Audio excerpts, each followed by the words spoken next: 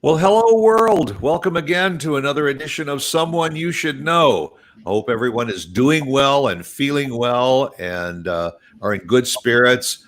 We started leaving our homes, and now some of those things have changed a bit. But I wish everyone well, and also welcome you to the show again.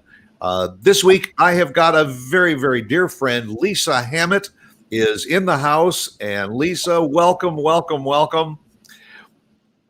Thank you, Stuart. I'm thrilled to be here.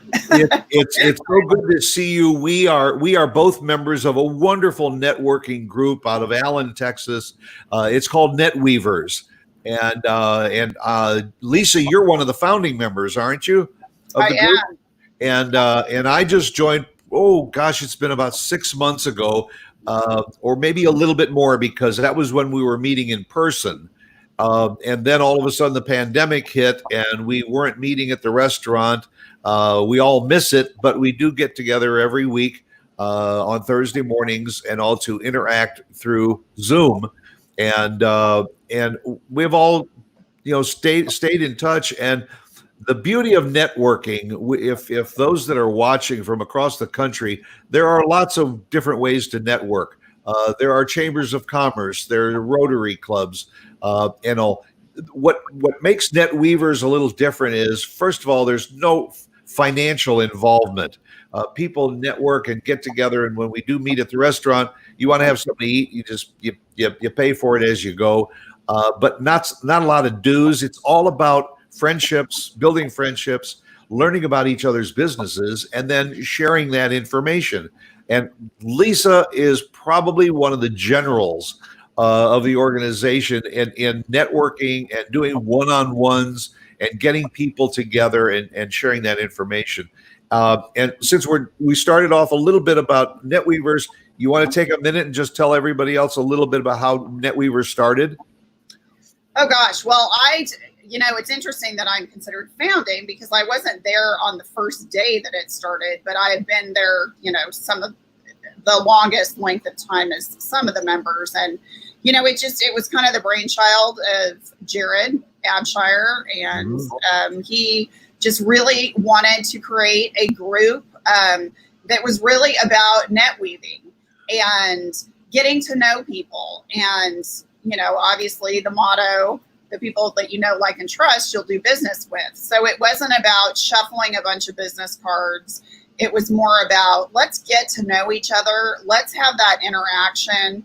And from there, organically, how can we help each other? And I've stayed with that group for so long because the contacts that I have made over the years, even if there are members that don't come anymore consistently, I'm still getting referrals and I still connect with them and I still refer people, because it's a really high quality, networking group, as you well said. So.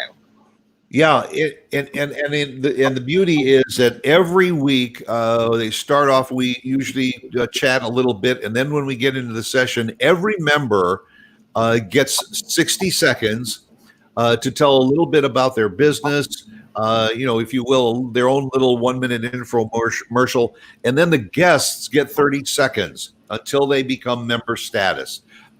And that way, everybody every week talks about what they're doing, any new products that are in their business or new services that they're offering. And it really gives everybody that connect every week. And so, for instance, if someone's in the financial business and you're talking to a friend that says, I'm really thinking about refinancing my house. Oh, listen, I know somebody from NetWeavers and all. I want you to get in touch with them, and at least they'll give you a shot. And that's what it's all about. Absolutely.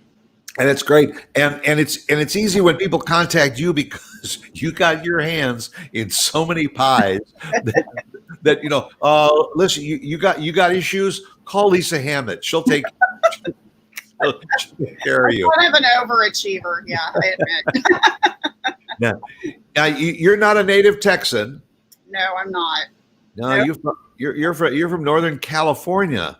I am. In fact, it's a relatively small city. So actually, I was born in Palm Springs. I'm adopted. A lot of people don't know that. And my adopted parents were from Northern California, and we moved to a suburb called El Dorado Hills, which is outside of Sacramento. And I grew up there. And when I was growing up there, it was like 1,200 people. Well, now it's like hundreds of thousands of people. And a lot of people from the Bay Area have transplanted up to El Dorado Hills. So it's not this little tiny bedroom community anymore. So I grew up there and went to college in Stockton at University of the Pacific. And then after college, I moved to the Bay Area and spent many years in the Bay Area working in San Francisco and for various companies, and lived there, and then until we moved to Texas. So yeah, and you say that you worked a lot in the Bay Area. You worked a lot in marketing and in what areas? In retail, actually. And so I come from a retail background, and there's a West Coast store chain called Broadway Stores, which doesn't exist anymore, but were absorbed in the Federated umbrella, which eventually, was Macy's and the whole bit. So I worked for them, worked for Macy's, I've worked for Williams-Sonoma, J. Jill, The Sharper Image. I took an odd segue to work for Kinko's, which I loved. It was great, and managed a branch. And that's how I met my husband. So I say, had I not taken that weird segue, I probably never would have met my husband. And then pennies. And you've been married how many years? So we got married in 2003. So, okay. And we were together 7 years before we got married. So yeah, we've been together a long time. Is that the time that you moved to Texas? Yeah. So yes. We moved in 2002, April 12th of 2002, we moved. Okay. And let's see, JCPenney's corporate relocated us. I signed a 2-year contract thinking, we're going to be here 2 years, and we'll because both of us were born and raised in California, had lots of family, friends there. So we thought, we'll either go back to California or we'll move somewhere else, because we didn't have kids. So we thought, well, if we're going to move, now's the time to do it. So that was, like I said, 2002, and it's now 2020. So yeah, we're now Texans. And as much as I miss the weather in California, there are a lot of things I do not miss, and I'm delighted to be here. Absolutely love Texas. Well, in doing a little of my research, you grew up in California near a very, very famous landmark. not too far away from where you grew up is Folsom Prison. Oh yes, yes. So because I was trying to figure out. Well, let me Google it here, and I'll see where El Dorado Hills is, and I see El Dorado Hills, and then there's a road there near called the Johnny Cash Highway or something that leads to Folsom Prison. Yeah. Well, I did go to school there, but I kind of left that out. No, I'm kidding. But all right, so you came here and you were with in the marketing area with JCPenney? I was a merchandise planner, actually. Oh, okay. I was a senior merchandise planner. So basically what that is I told the buyer how much money he had to spend. And they always asked for more. Oh yeah, always. So, and I worked for pennies in the stores in California, so I kind of worked both sides. So I worked there for 3.5 years, and I needed to get out of retail. It's a great training ground, and I don't regret. Tell me about it. Yeah, I spent 40 years in it. Yeah, so you get it. It is hard work. It's kind of a beat down, and especially when you go into the corporate, it is the pressure and the intensity, and it's like the banking industry in the sense that it's so volatile and based on the economy. Right.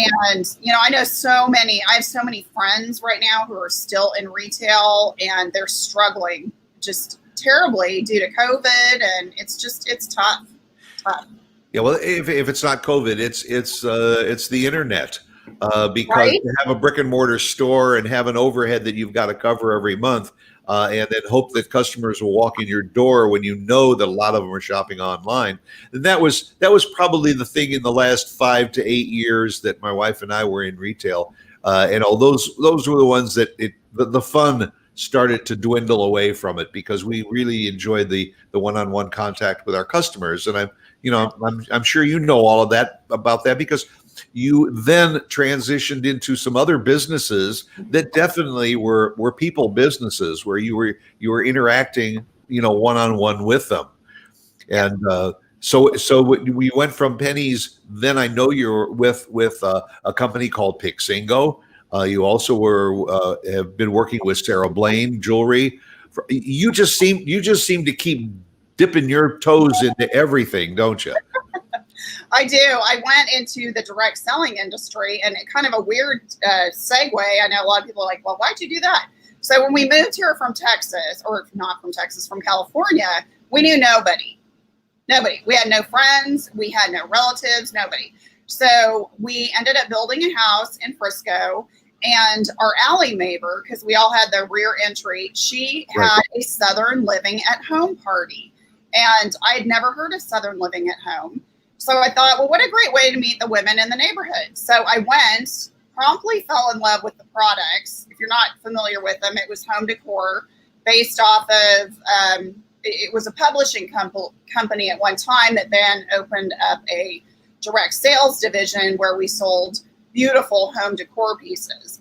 So I loved it. And for the next couple years, actually, I was a very loyal purchaser, and I hosted parties, and I thought, wow, this would be a really fun job to do. But I was so ingrained in the corporate world, and just, couldn't envision myself taking the step from that. And then I'll never forget, it was in September of 2005, and I just reached my limit. I'm like, I have got to get out of this. It is a toxic environment. I don't want to be doing this. My health was suffering because I was so stressed out.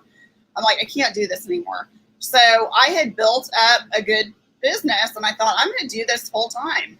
And I did. And an industry or business was born, and it was great. I mean, I became a director. I earned a bunch of really fabulous trips and took the ride with Southern Living at Home. And then eventually they were purchased and became Willow House. Stayed with them through that transition.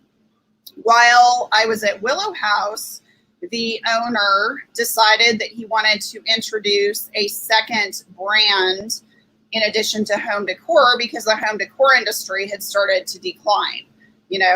Parties weren't as popular in home parties, and people weren't spending as much money on home decor. Or if they were, they really wanted it at a discount, because of all the big box stores.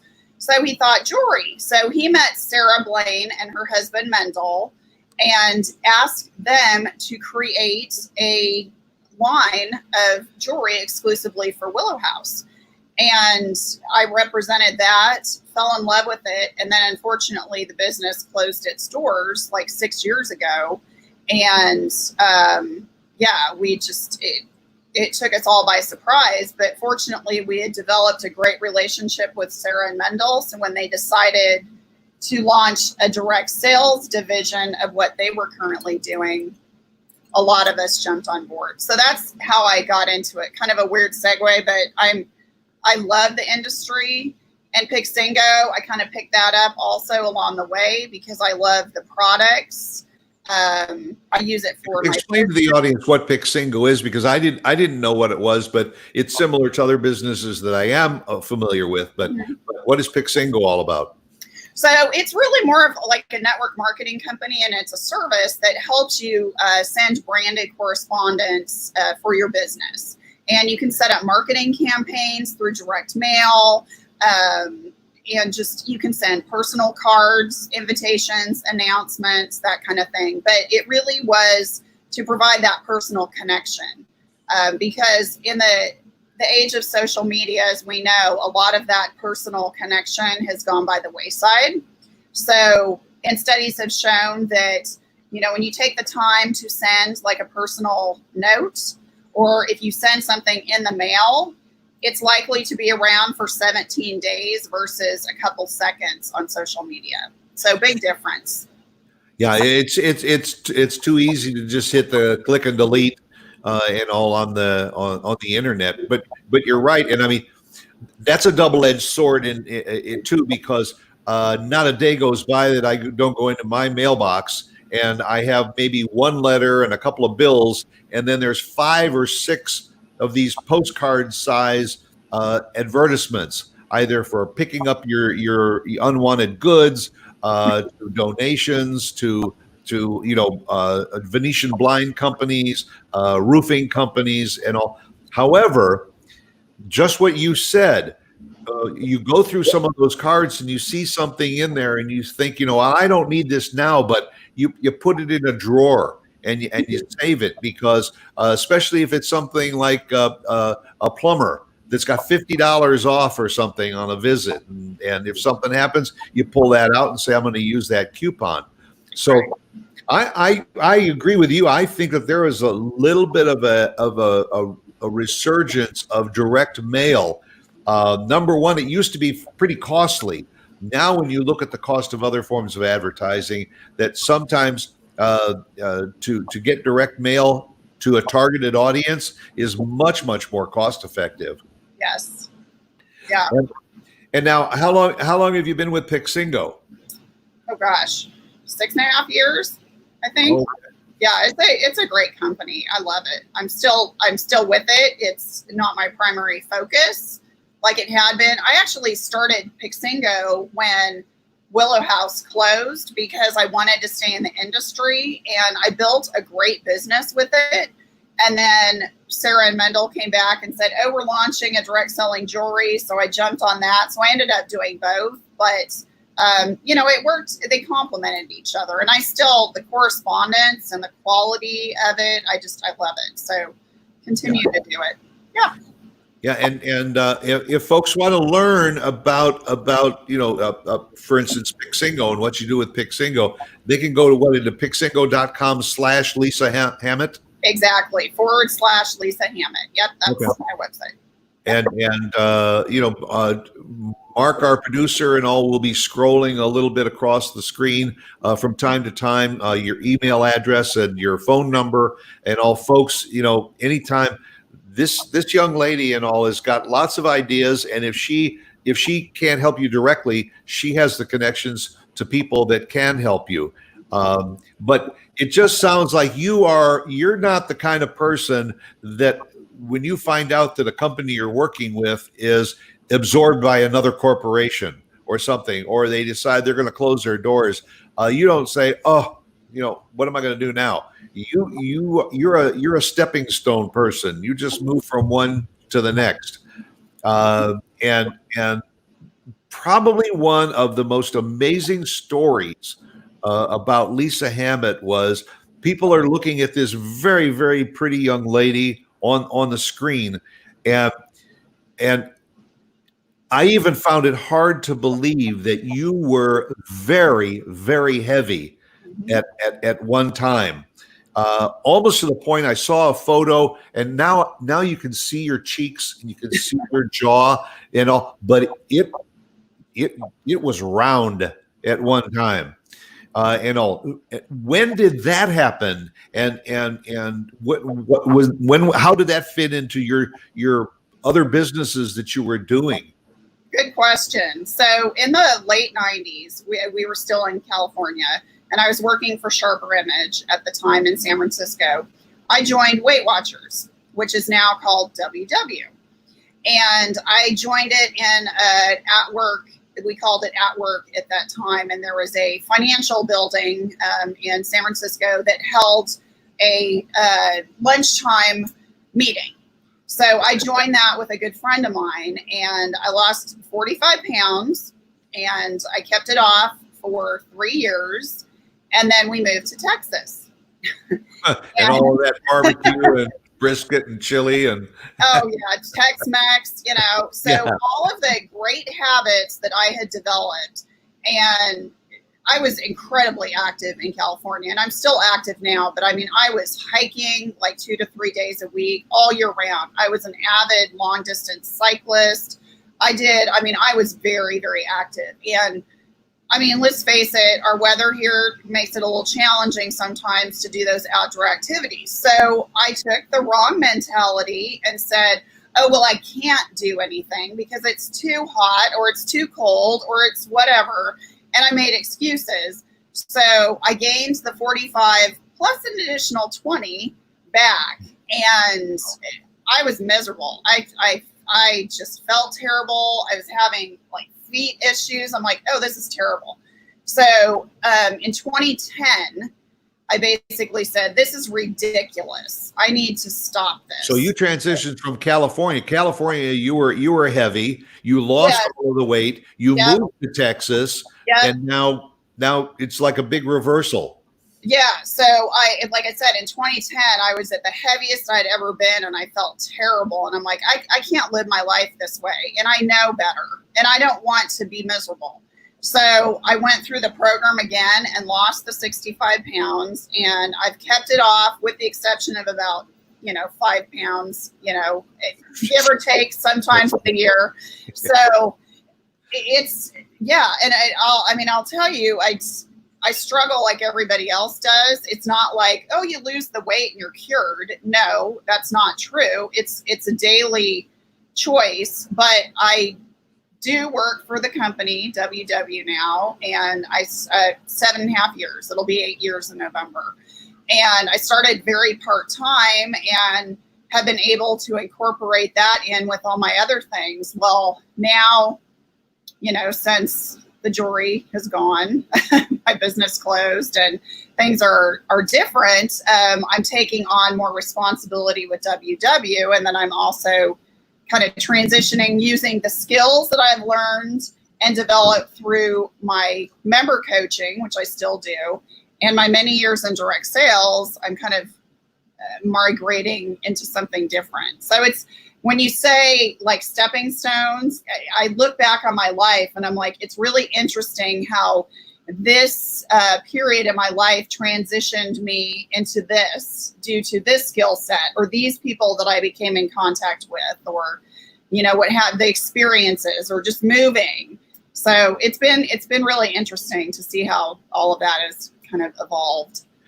Well, it seems to me that you're the type of personality that when you get into something or involved in something and you see it, for instance, the jewelry, you like the jewelry and you start wearing the jewelry and you say, I'll bet I could sell this jewelry.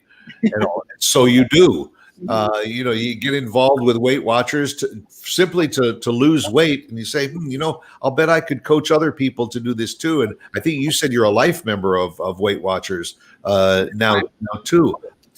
So it's commendable how your personality and your attitude just wraps around something and embraces it, and it's something that I think a lot of us and aspire to do, but we just don't. And you have the ability to do that. Now, you said you lost a ton of weight, and again, as I say, I saw some photos, and you have kept that weight off for a number of years. Has that allowed you to become more active again? Oh, absolutely, and feel much better, and absolutely. And I mean, one of the things that I talk to members about and tell myself is, why do you do this? Why do you want to be on this journey? Why do you want to lose the weight? I mean, the why is so important, and your why can evolve and change as you evolve and change. But a big why for me is I do not like taking medication, and I don't want to be old down the road and be on a bunch of medication. I don't. And I unfortunately do have like degenerative, arthritis issues like in my knees. And at some point we'll probably have to get knee replacement surgery, but I am trying to postpone that for as long as possible. And by keeping the weight off and staying active, I can do that and manage it without having to take a bunch of medication. Because I'm all for being holistic and being proactive instead of reactive. So. And it's interesting that you say that, because it's almost like I'm looking in a mirror, because it's very much my life too.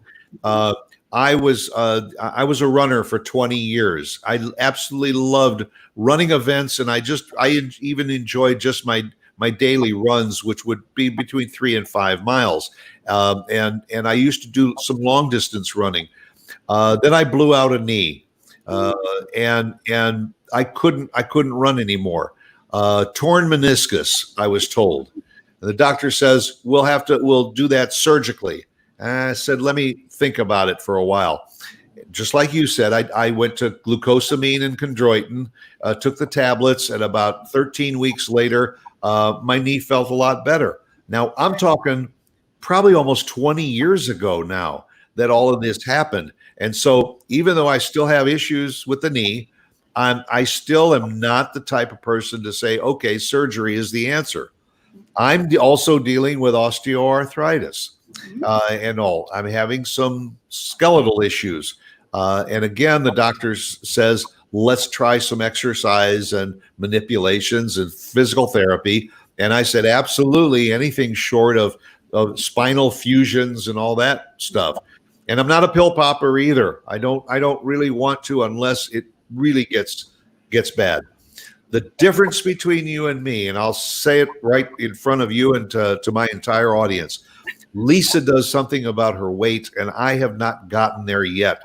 But I'm getting to the point now where I realize that at my age and my weight, that the only way that I can now help those joints and the ability to keep moving as I get older is I've got to take some of the baggage off.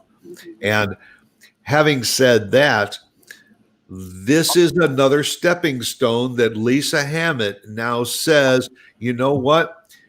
I've coached myself, and I'm taking a holistic approach. Maybe I should do something with that. And that's a direction that you're moving in now. And I want you to share with our listeners and viewers and all, how does one realize that they reach that brink and that they've got to do something, and you now have the tools and the ability and the background in order to make it happen and turn it into a if you will, a coaching business?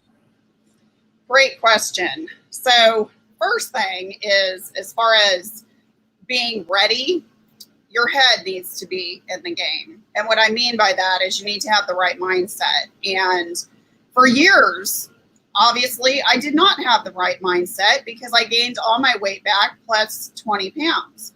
So although I didn't feel good and I would look at pictures of myself and didn't like the way I looked, it wasn't that strong of a mindset to do something about it. And then one day, I saw a picture of me in a newspaper for an event. And honestly, I was horrified at how I looked. And I mean, I knew that I was overweight, but it really struck me. And I'm like, enough. And I got my head in the game, and I've stayed that way. Now, that's what I do a lot with my personal coaching. So I help individuals one-on-one really delve into those mindset issues. It's what are those stumbling blocks that are helping you or preventing you from helping yourself, getting to where you want to be. So we talk a lot about why do you want something? Why are you where you're at right now? And then we look at mindset. And I mean, I have to work on my personal mindset every day. I mean, if you go onto any of my social media, I don't post anything negative. I don't. I'm not saying I don't have a bad day like everybody else does, but I am not going to blast it out on social media. And I am really trying hard to stay positive, by being thankful, and Lori Roberts, as you know very well, Yes. and NetWeavers is a gratitude coach, and she does this beautifully, and she is so inspiring. And I strive to be like that all the time, to really be grateful and thankful. So I share all that because that is all part of the mindset component that, I talk about in my coaching. And absolutely, we talk about weight issues, we talk about eating and activity, but what I am not, and I don't want to be, because there are people out there who could do it better. I'm not a nutritionist. I am a certified coach, but I am not a nutritionist, and I am not a personal trainer, and I don't want to be either. But I love helping people with goal setting. And I think that's why I've been so resilient over the years and able to move on, because I set very powerful goals for myself and I look at the big picture. Where do I want to be long term? So I can do that, so I work with the goal setting and the mindset. And from there, then we help develop healthy habits that are sustainable. Because the key is, if you can't sustain it, it's not worth doing. And it's interesting. So I sense that what other people may do to help people with their body, you do to help them with their mind. To get them into that position of saying, it's almost like, I remember at one time when I was on a diet, I put a sign on the refrigerator and all, and it just simply said, "Do you really need to open this door?" And it was a mental thing. And sometimes, okay, just get a nice big glass of water, instead of perusing the refrigerator. Because if you open that door, you're going to find something to put in your mouth. Unfortunately, I'm probably in that position where I've got to get that mindset going again, to do that. You mentioned in our conversation earlier a little bit that you've had some medical challenges. I have too. I'm a cancer survivor. And when I was diagnosed with cancer, that was so devastating to my psyche that, almost everything was irrelevant. And I almost stopped eating because I was terrified. I was concerned.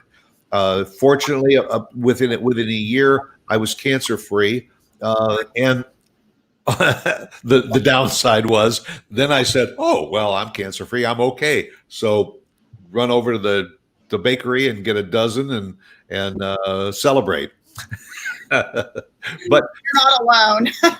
Please know that. Yeah, and I think it's safe to say that there are far more people that have that I don't care attitude than there are the ones, like you say, that you've got to get to the point where you say to yourself, "I got to do something." Like an alcoholic saying, you can't stop drinking until you admit that you're an alcoholic. Yep. So I'm a foodaholic, and I haven't gotten to the point. So what is it within this program that Lisa Hammett is doing with people in order to put them in that mindset that they need? What is part of that program?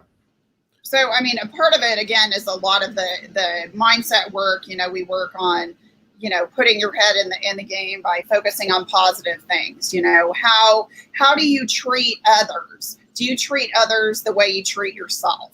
That common things like that. And then really developing the sustainable habits. It's, I had a member this morning who said to me, she said, "I need to drink more water." I'm like, "Okay, what does more water look like to you?" And she said, "Well, I should." And she kept saying should. "I should do this. I should do that." And I'm like, "Why do you think you should?" "Well, because that's what I'm told." "Who's telling you?" "Well, the media. This is what I've heard." And I said, "Okay, so you feel like you should. Are you doing it?" "No." "Why are you not doing it? Is that realistic?" "No.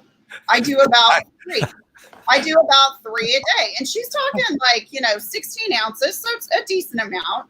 I'm like, okay, so drinking more water. Let's talk about a realistic goal that you can start with. Okay. So we came up, I said, why don't you work on consistently drinking the 3? And once you've mastered that, then maybe you add another one.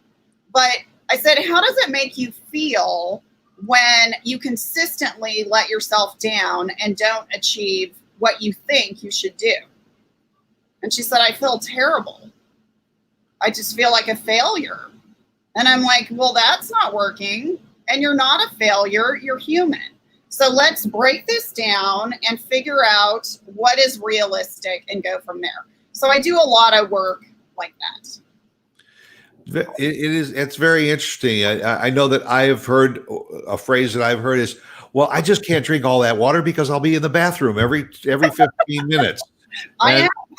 Yeah, and hey, if that's part of the process, then do it. And I just heard somebody say that to determine, and it might have been my doctor, because with the osteoarthritis, they say that a lot more water in your daily routine. They say to whatever your weight is, divide that in half, and that's how many ounces of water you should consume in a day. So if you're 200 pounds, you should take in 100 ounces of water. Well, those little 12 or 16 ounce bottles that you drink, you're talking about drinking 5, 6 or more of those a day. But and then you say, well, I can't do that. Yeah, you can. And what is water? It's just good cold liquid, 0 calories. There's no preservatives in it, no additives, no artificial anything. And unless you just have to have your, alpine water or something like that, the water you get out of the tap or out of your refrigerator and all is perfectly drinkable. And I'm trying to get to that point, and maybe I'm right, maybe I'm wrong. You can tell me. Is that sometimes if you think I want to grab a handful of nuts, or I want to grab a handful of chocolate covered raisins or something, grab a bottle of water and drink it, the whole bottle, and all of a sudden you don't have that urge for food. Is that feasible? Yeah, that's feasible. I mean, there's reasons why to do that, because and you say you're a food addict. Well, I'm a food addict too. I would never have gone through WW if I wasn't. I mean, I love food. So, and we laugh in workshops and say, yeah, we're basically the AA for food addicts, So you recognize that maybe reaching for those nuts, or I guess you have to figure out, why are you reaching for them? Are you hungry? And if you're really hungry, then is it the right choice what you're grabbing? And it might be, if you're really hungry and you haven't really eaten anything. Or if it's just that you're just mindlessly doing it because the jar's there and you're bored, then right. Absolutely what you said is great. Try, some water. And a lot of times when we think that we are hungry, we're actually thirsty, and we don't recognize that. So sometimes that can help, and it also just makes you feel fuller, anyway. So that is a good practice. But then again, it kind of boils down to, why are you reaching for the food in the first place? Well, and I know that with Weight Watchers and other programs like that, if you have a craving for nuts, that's okay, but you take a few nuts to satisfy the craving. I'm the kind of person, and there's an awful lot of people like me, that you're not satisfied with just a few nuts. It's got to be a cup, and then after one cup, you go to a second cup. It's portion control.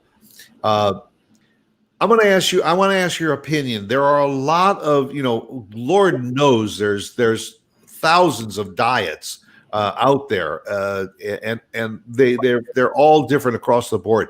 But some of them have to do with prepackaged food that you order or so. It's another form of diet. It's kind of portion control, but what's your opinion of some of those programs that you have to sign up and get your food delivered? So it boils down, in my opinion, to sustainability. So if you do that, can you sustain that long term? Can you eat prepackaged meals until you die? Probably not. Right. Now, I'm not saying that those meals are terrible. I'm not saying anything negative about that. In fact, it's funny that you asked me this question because I had a conversation with a friend yesterday, about this. And she was asking, we were talking about, different, keto and intermittent fasting and everything. And I said, bottom line is it boils down to sustainability. Obviously working for WW, when I am in my WW world, I am a full 100% proponent of, what they're doing. But if you're just asking me as like a health coach, I would say, again, it boils down to sustainability and what you can do long term. And if what you're going to do, it might help you lose weight and you could drop it quickly. And that's great. But then when you finish that and go off and resume all of the habits that you were doing before and gain your weight back, one, it's defeating. And two, that is worse health-wise. There have been numerous studies supporting this, that it is better for your overall health and I'm not saying everybody should be overweight, but it is better for your overall health to maintain a healthier, more stable weight. And it might be a little higher than where you ultimately want to be than doing this yo-yo thing. Because the yo-yo thing shocks your system. And that is what can cause, a stroke or just your heart to give out, because it puts your system into a shock. So whatever that you can do that is sustainable, that will keep you more at an even level, that is what you should do. And then just maybe trim those portions down a little bit, and the one ingredient we haven't really touched upon is the exercise or movement. I mean, even if it is something as simple as walking, unfortunately, because of back or leg issues that I have, I'm reduced to walking the dog and maybe doing a little bit of mild walking and occasionally maybe a little bit of bike riding. But the days of tennis and golf as exercise is over. And for a lot of people, because of injury or so, that may be the case. So how does one who is not able to get that exercise component in, how do they do that? Because now they've got to really concentrate on the dietary side of the program. So that is an excellent question. So kind of a rule of thumb is we're 80% what we eat. So 80% of what we put into our bodies is going to impact our weight. Okay. The other 20% consists of activity. And it is important, regardless of your age, your gender, your weight, it is important that every single person be active to some degree. Now, to your point, as we age, we may not have the same ability that we did when we were younger. And that is okay. That is okay. Then you need to find what will work for you. It's interesting. We had a topic about this in a workshop recently about sitting and how sitting is considered the new cancer. And it's because our bodies were designed to move. What happens when we sit? Our spinal column doesn't, I'm drawing a blank on what I'm trying to say, but it's not aligned properly. And as a result, it impacts our organs. And if our organs aren't optimally working properly, that can impact all different kinds of things. So this can all happen if we sit all the time. So, it is better to just be up and down throughout the day than to maybe work out in whatever you think that is for an hour in the morning or an hour and a half in the morning and then sit all day long. So, in going back to what you were saying is, how can you just get up and move more throughout the day? Start with that. I mean, for people that I've worked with who are very, very overweight and have a lot to lose, they physically, that's all they can do is just get up. I'm like, okay, then you get up and you do what you can do. And if you have to sit down, that's okay. But the thing is, as you lose the weight, your energy level is going to be better. You're going to be more flexible. So you are going to be able to do things. And add more to that. Yeah. So you know what, Stuart? Some of those things that you mentioned that you say I can't do now, well, maybe you can't do now. But you know what? You said that you wanted to lose some weight. I'm not saying you need to, but if that's your choice and you want to, you might be able to do some of those. So you don't know. I mean, but bottom line is be where you're at. Right. Does that make sense? Yeah, no, perfect sense. Because I've gone into looking at the packaged meals at the store, and the one ingredient that they always seem to do is it adds sodium, and as you get older, sodium can be a killer. So to make this bland food taste good, they simply add some sodium to it. Well, it's a matter of doing what's right, and that's why someone like Lisa becomes very, very helpful, because you can say, okay, I need to modify my life a little bit, and I need some help because obviously I haven't been able to do it on my own. Time is flying away from us, and there's another avenue that I want to discuss with you because I know it's very important to you, and that is fundraising. You have been involved in fundraising for many, many years, and I want you to share with our listeners and viewers a little about what fundraising means to you. Okay, thank you for asking that. So when I worked with Jewelry by Sarah Blaine, the reason I enjoyed my jewelry business so much wasn't just about the fact that I represented beautiful jewelry, because I did, and I loved the owners of the company. But it didn't put a fire in my belly to say, oh, buy a pair of earrings. I mean, that was not, it's not that I didn't enjoy it, but what I really started to enjoy was the ability that I had based on the business model to fundraise and to really see how I could raise substantial money for organizations or individuals. And that was so rewarding, and I could see how it really made an impact. So one of the components, and I'm in the process of really creating a big company that involves, different facets. But one of the things that I'm working on right now is the fundraising component, so that I can help, nonprofits, small and medium-sized businesses on creative ways to fundraise. Because let's face it, the world as we know it has changed. And it probably will be forever changed. And the days of these huge galas and these just big events, we can't do things the way we used to, I guess is what I'm trying to say. So we need to be creative and think outside the box of what we can do. And it might mean more smaller scale things, but they can be incredibly effective. A gal that I network with, she's part of the Hope Clinic, actually, in McKinney, which provides healthcare for people who can't afford healthcare, basically. They had an online auction, and they raised, I want to say, over $60,000 on a virtual online auction. So if they can do it, anybody can do it. It's just a matter of how do you go about doing it? And I can help with that. So that's also something that I'm really passionate about and I love to do. So yeah, in many cases, what it is taking the ideas that you have grown up with and practiced and repurposing them to the new whatever we call the new normal. You've certainly been able to do that through your business lifetime and repurposing yourself. And I applaud you for that. You're an inspiration.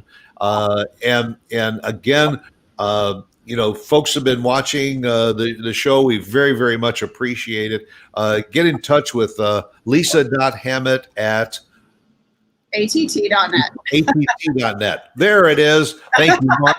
You got the phone number and the email. Drop in and ask any questions. The one thing about Lisa is if you got a question, she'll be happy to either answer it or get the answer for you. And that's important. Lisa, thank you for taking the time to be with me this morning and all. I applaud you for all that you have done and all that you do. You're a very, very sweet young lady, and I love you to death. And just keep up the great work with your new endeavors. And we'll get together and talk again soon. I love that. Thank you so much. I've really enjoyed this, and I appreciate you very much. So, all right, you take care. And that'll do it for another edition of Someone You Should Know this week with Lisa Hammett. And I hope you'll be here again next week at the same time for another Someone You Should Know. In the meantime, be safe, be well, and remember, as I have said, and my wife reminded me to keep saying it, be yourself because everyone else is taken. I love that.